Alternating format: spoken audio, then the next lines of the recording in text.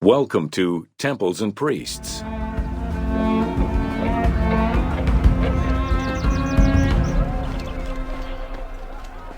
From its foundation, the city of Memphis favored worship of the god Ptah.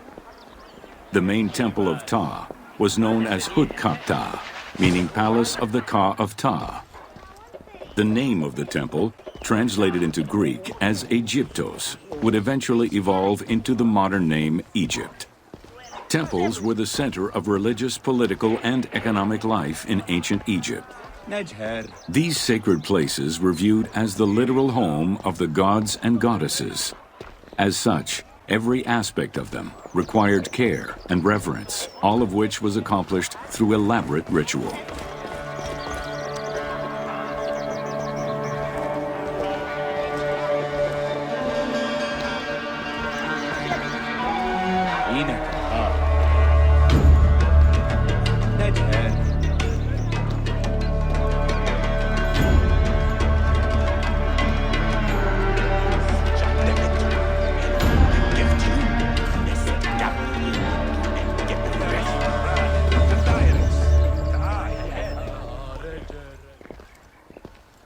Located in the center of Memphis, the Temple of Ptah was the most prominent and imposing building in the city.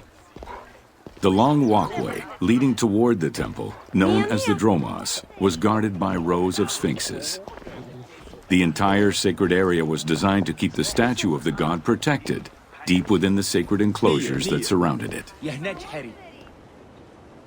The Dromos opened into a courtyard, with the surrounding portico graced with columns carved to resemble palm trees. During special festivals, the general population was allowed to enter this location, but under no circumstances would they be allowed into the sacred spaces beyond the courtyard.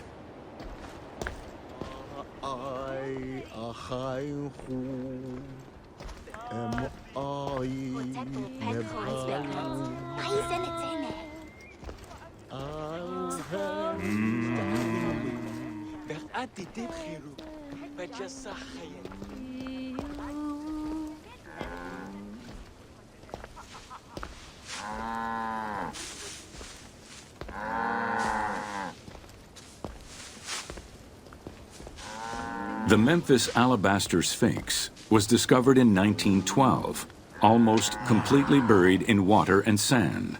Though it is called the Alabaster Sphinx, it was in fact carved from common calcite rock, which is similar in appearance and texture to alabaster.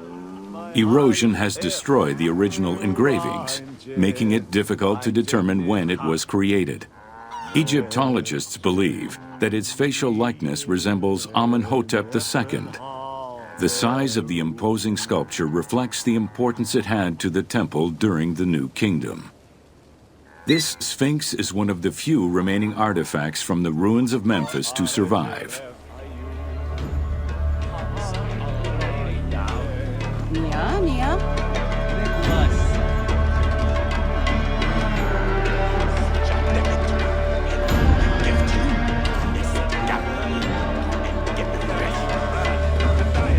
In Egyptian culture, some animals were associated with gods, while others were considered to be living gods. The Apis bull was believed to be a divine entity. The earliest mention of the Apis bull in ancient Egypt goes back as far as the first Egyptian dynasty. Originally the symbol of fertility, the Apis bull was linked to the god Ra, with the image of the sun carried between its horns. Later it was associated with Osiris, the ruler of the underworld, thus becoming the funerary divinity Osorapis. During the 18th dynasty in Memphis, the Apis bull's association with the city's deity earned it the title Herald of Ptah. The Apis bull was so revered that even Alexander the Great, upon his arrival in Memphis, gave honor to Apis. The Apis bull lived with its harem in a sacred barn located in an enclosure in the Temple of Ptah. Each bull bore 29 signs representative of its divinity. Among them, the bull had an eagle-shaped mark on its back, a double tail hair, and a scarab-shaped mark under the tongue. The signs were intended to correspond with the lunar cycle. After its death, Egyptians would search for its reincarnated form among the livestock.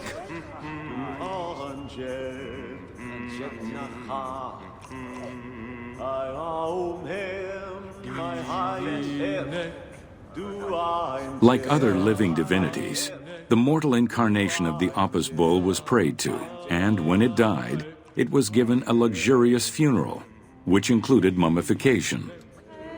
Until the reign of Ramses II, the Apis bulls were buried in individual graves in Saqqara. During the 26th dynasty, the bodies of the bulls were buried in enormous stone vats in the underground corridors of the Serapeum of Memphis. Ancient Egyptians believed that temple rituals were essential to maintain order in the cosmos and allow communication between humans and gods. The pharaoh was required to bring offerings as part of a twofold promise made to the gods, to remain a just ruler and to prevent chaos from entering Egypt.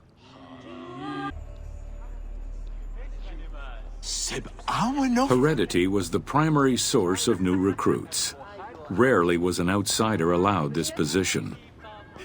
At the top of the temple hierarchy was the high priest. Each temple dedicated to a god had at least one high priest devoted to its care and service. During the Ptolemaic dynasty, one family held the position of high priest in Memphis for almost 300 years.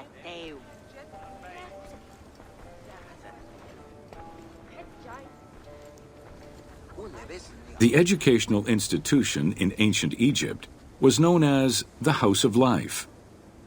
Attended by the offspring of the elite and the clergy, it was a place tailored to the social status of its attendees.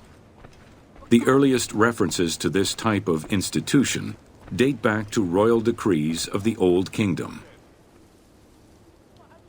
Not limited to instruction for young students, the House of Life was a source of reference for many scholars, with rooms dedicated to papyri of many disciplines. Because papyri were preserved there, the Greco-Romans referred to the House of Life as a library. Palaces, warehouses, and granaries were built inside the temple compound to better control the redistribution of goods. The size of the recorded numbers of goods, combined with every other function filled by temples, only serves to confirm their might as economic, religious, and political centers of power within Egypt.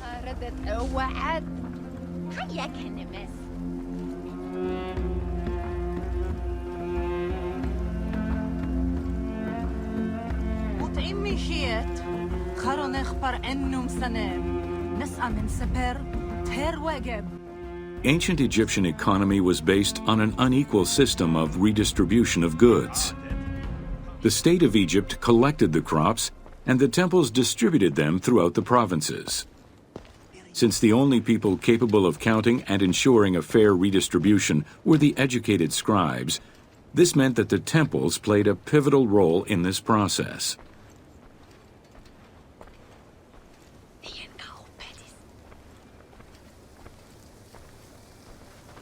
There are records of pharaohs making offerings of large tracts of land and animals to temples in order to maintain their favor. Ramses III offered generous gifts to the temple of Amun in Karnak in such a manner.